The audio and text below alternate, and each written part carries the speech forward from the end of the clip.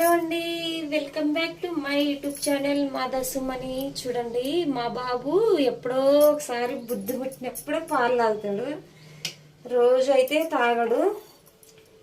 నేను అందుకని పాలు వేడి చేస్తున్నాను. అచ్చం పాలు కూడా తాగకూడదు, పెద్దవాళ్ళైనా చిన్నవాళ్ళైనా.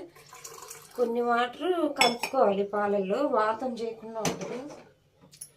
డైజెషన్ కూడా అవ్వదు, మరీ చిక్కగా తాగితే పాలు కొంతమందికి బాడీని బట్టి. ఇప్పుడు వాడు పాలు అడిగాడు కాబట్టి, ఇప్పుడు చలికాలం కదా, మిరియాల పొడి వాడుకుంటే హెల్త్కి చాలా మంచిది. జలుబు, దగ్గు, తుమ్ములు, ఇన్ఫెక్షన్లు ఏవి రాకుండా ఉంటాయి. మిరియాల పొడి హెల్త్కి చాలా మంచిది.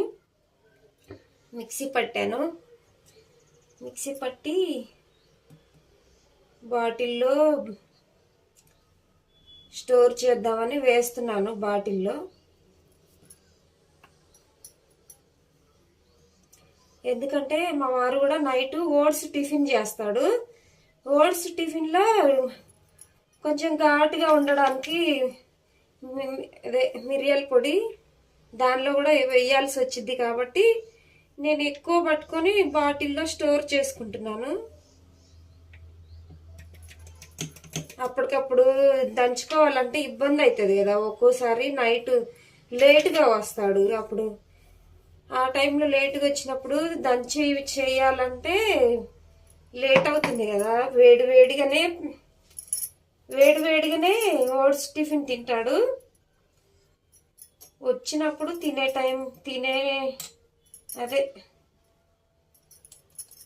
వచ్చినమ్మటే రెడీ అయ్యేలోపు నేను టిఫిన్ చేస్తాను. అంటే వేడివేడిగా తింటేనే బాగుంటుంది కదా. అది చలి, అందులో ఇప్పుడు ఇది చలికాలం. ఇదేం అంటుకోలేదు, ఊడిపోయింది. ఎక్కడ జారి పడిపోయిద్దో అనిపిస్తుంది, చూసి తీసుకోలేదు. మిరియాల పొడి కనిపిస్తుందా అండి?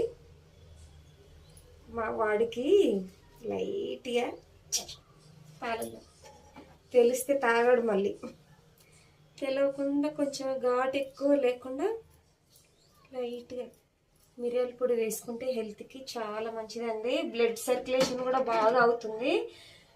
బ్లడ్ సర్క్యులేషన్ కాకుండా నరాలు ఇదైన వాళ్ళకు కూడా ఇలా మిరియాల పొడి వాడుకోవడం వల్ల హెల్త్కి చాలా మంచిది.